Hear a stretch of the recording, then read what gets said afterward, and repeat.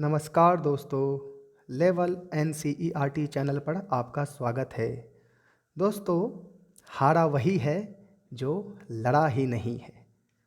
आज हम आधुनिक भारत के भारतीय राष्ट्रीय कांग्रेस 1885 के सभी प्रश्न से आपको अवगत कराते हैं। तो चलिए समय ना गवाते हुए इसको शुरू करते हैं। ह्यूम द्वारा 1884 में भारतीय राष्ट्रीय संघ की स्थापना की गई, जिसका प्रथम अधिवेशन 28 दिसंबर 1885 को बम्बई स्थित गोकुलदास तेजपाल संस्कृत विद्यालय में आयोजित किया गया था। इसी सम्मेलन में दादा भाई नौरोजी के सुझाव पर संघ का नाम बदलकर भारतीय राष्ट्रीय कांग्रेस किया गया था। किनके सुझाव पर? तो यह दादा भाई नौरोजी के सुझाव पर नाम बदलकर इसका कर दिया गया, भारतीय राष्ट्रीय कांग्रेस कर दिया गया। भारतीय राष्ट्रीय कांग्रेस की स्थापना 1885 में एलन ऑक्टोविचन ह्यूम के द्वारा किया गया। चलिए आगे देखेंगे। भारतीय राष्ट्रीय संघ की स्थापना का विचार सर्वप्रथम लॉर्ड डफरिन के दिमाग की उपज थी।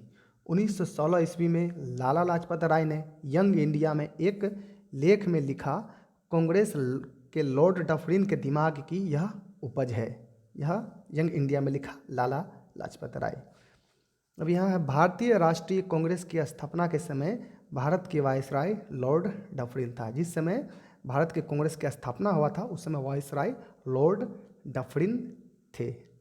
चलिए अब आगे देखते हैं। देखिए 1885 से 1905 तक भारतीय राष्ट्रीय कांग्रेस पर उदारवादी कहे जाने वाले नेताओं का वर्चस्व था। 1885 से 1905 तक उदारवादियों ने अपनी मांगों मनवाने के लिए ब्रिटेन में दादा भाई नौरोजी की अध्यक्षता में 1887 में इंग्लैंड में भारतीय सुधार समिति की स्थापना किया गया। उदारवादी नेताओं का मानना था कि संवैधानिक तरीके अपनाकर ही भारत को आज़ाद कराया जा सकता है। इसलिए वे अपनी मांगों की प्रार्थना पत्रों, प्रतिवेदनों, भाषणों के माध्यम से ब्रिटिश सरकार के समक्ष प्रस्तुत करते थे। उग्रपंथी नेताओं ने इस राजनीतिक भिक्षावृत्ति की संज्ञा दी। जो उग्रपंथी नेता था, यह उदारवादी नेताओं को ऐसा क्रिया को उन्होंने कहा कि यह राजनीतिक भिक्षावृत्ति की संज्ञा इन्होंने दिया था। चलिए आगे देखते हैं। उदारवादी नेताओं के प्रयास से भारतीय व्यय की समीक्षा करने के लिए 1896 में बेल्वी आयोग की नियुक्ति हुआ कि भारतीय व्यय की समीक्षा करने के लिए। दादा भाई नौरोजी पहले भारतीय थे जिन्होंने कांग्रेस कलकत्ता अधिवेशन 1906 में स्वराज शब्द का प्रयोग किया था।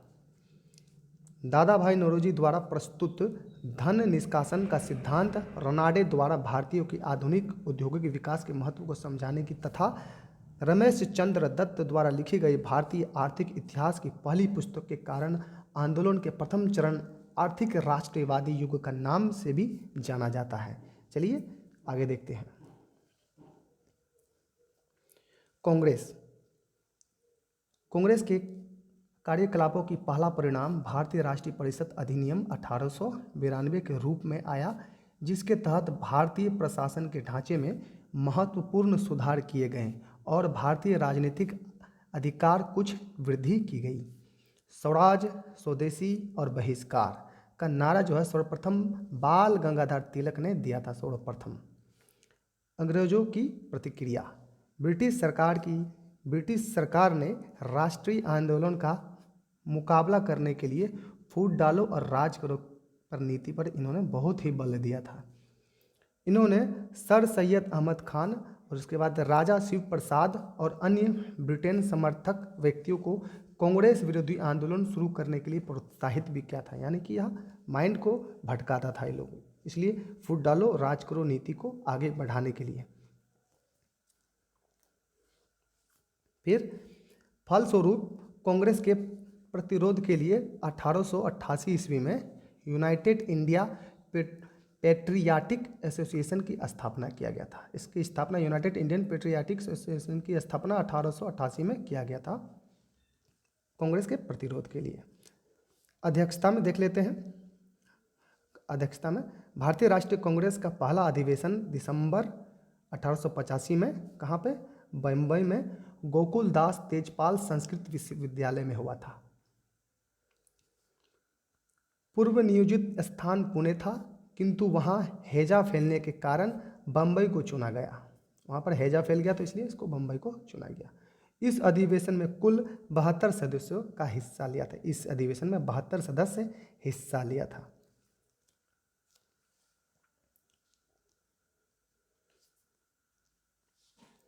प्रथम मुस्लिम अध्यक्ष बदरुद्दीन तैयब जी थे और इनका कार्यकाल 1887 मद्रास अधिवेशन में। प्रथम अंग्रेज अध्यक्ष जॉर्ज यूल 1888 इलाहाबाद अधिवेशन। प्रथम महिला अध्यक्ष है एनी बेसेंट 1917 कलकत्ता अधिवेशन। प्रथम पारसी अध्यक्ष है दादा भाई नौरोजी 1906 कलकत्ता अधिवेशन। प्रथम भारतीय महिला अध्यक्ष है सरोजिनी नायडू 1925 कानपुर अधिवेशन। प्रथम कार्यकारी अध्यक्ष हकीम अजमल खां 1921 अहमदाबाद अधिवेशन। युवा अध्यक्ष मौलाना अबुल कलाम आज़ाद 1923 दिल्ली अधिवेशन। भारतीय मूल विदेशी महिला अध्यक्ष नलिनी सेन गुप्ता 1933 कलकत्ता अधिवेशन। दादा भाई नौरोजी, जिन्हें grand old man of India कहा जाता है, 3 बार कांग्रेस के अध्यक्ष बने थे दादा भाई नौरोजी। दादा भाई नौरोजी 1906 में कलकत्ता अधिवेशन में कांग्रेस ने स्वराज की मांग रखी थी इसी समय। चलिए आगे देखते हैं।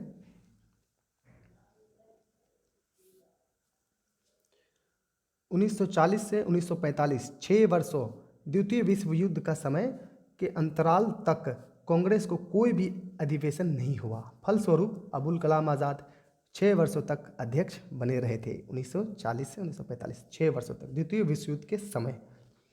सर्वाधिक 10 बार कांग्रेस अधिवेशन कोलकाता में, 7 बार अधिवेशन बम्बई और मद्रास में हुआ था।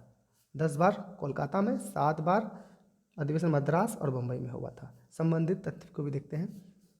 भारतीय राष्ट्रीय कांग्रेस की अंतिम अमृत अधिवेशन 1919, जिसमें बाल गंगाधर तिलक ने भाग लिया।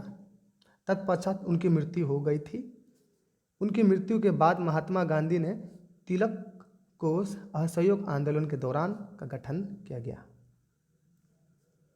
वर्ष 1921 में कांग्रेस के अहमदाबाद अधिवेशन में अध्यक्ष चित्तरंजन दास को चुना गया था। चित्तरंजन दास को चुना गया था, लेकिन उनके जेल होने के कारण इसकी अध्यक्षता हकीम अजमल खां ने की थी। जेल हो जाने के बाद हकीम अजमल खां को मिला था।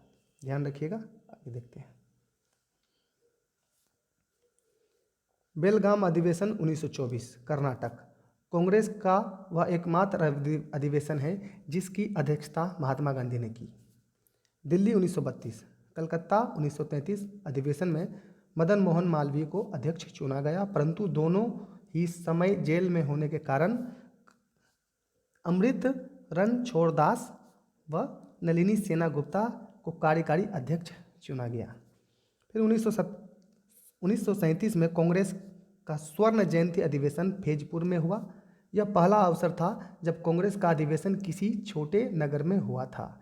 इस अधिवेशन की अध्यक्ष पंडित जवाहरलाल नेहरू ने की थी। 1938 के हरिपुरा अधिवेशन में राष्ट्रीय आर्थिक समिति का गठन किया गया था। इस समिति के अध्यक्ष पंडित जवाहरलाल नेहरू को नियुक्त किया था।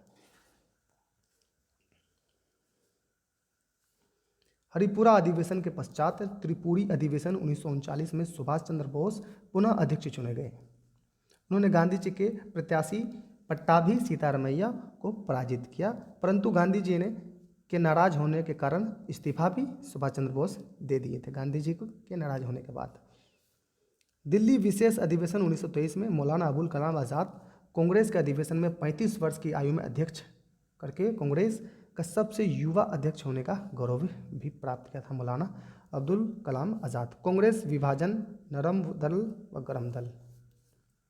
आइए देखते हैं नरम दल और गरम दल। 1885 से 1905 ईस्वी तक कांग्रेस में उदारवादी नेताओं का दबदबा रहा, जिसे नरम दौर के नाम से जाना जाता है, लेकिन आगे गरमपंथी नेताओं ने प्रमुखता प्राप्त की। सन 1907 में भारतीय राष्ट्रीय कांग्रेस का अधिवेशन सूरत में हुआ, जिसमें कांग्रेस गरम दल और नरम दल दो दलों में बंट गया। सूरत विभाजन के नाम से भी जाना जाता है। इस अधिवेशन की अध्यक्ष रास बिहारी घोष ने की थी। विवाद का केंद्र रास बिहारी घोष ही थे। उग्रवादियों ने अध्यक्ष पहले लोकमान्य तिलक और बाद में लाला लाजपत राय को बनाना चाहा, परंतु उदारवादी दलों ने डॉक्टर रास बिहारी घोष अधिवेशन के अध्यक्ष बनाया। बाल गंगाधर तिलक को कभी भी भारतीय राष्ट्रीय कांग्रेस का अध्यक्ष नहीं चुने गए थे, यह कभी भी नहीं चुने गए थे। चलिए आगे देखते हैं।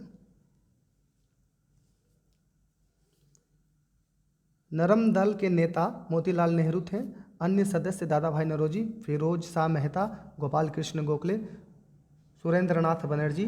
गरम दल के नेता बाल गंगाधर तिलक, अन्य सदस्य लाला लाजपत राय, विपिन चंद्र पाल, अरविंद घोष थे।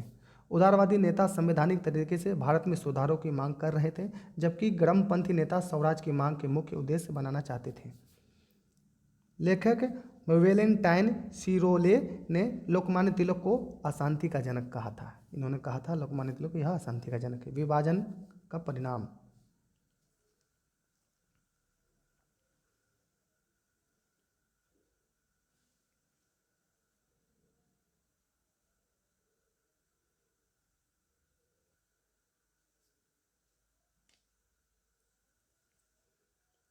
कांग्रेस नरम दल का प्रमुख चुने लिए जाने के बावजूद गरम दल की विचारधारा देश भर में फैलने लगे। गरम दल का अधिक दमन होने लगा। परिणाम स्वरूप 1907 में लाला लाजपत राय को गिरफ्तार करके 6 महीने के लिए बर्मा निवासित कर दिया गया। सरकार ने तिलक पर राजद्रोह और आतंकवाद फैलाने के आरोप में 6 वर्ष का कारावास का सजा दे दी। मांडले म्यांमार निर्वासित कर दिया गया था।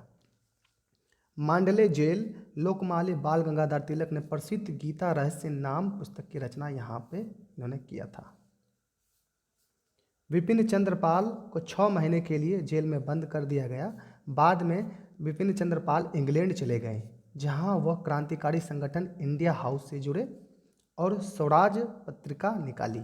विपिन चंद्र पाल इंग्लैंड जाने के बाद देखेंगे अब दोनों दलों में विलय।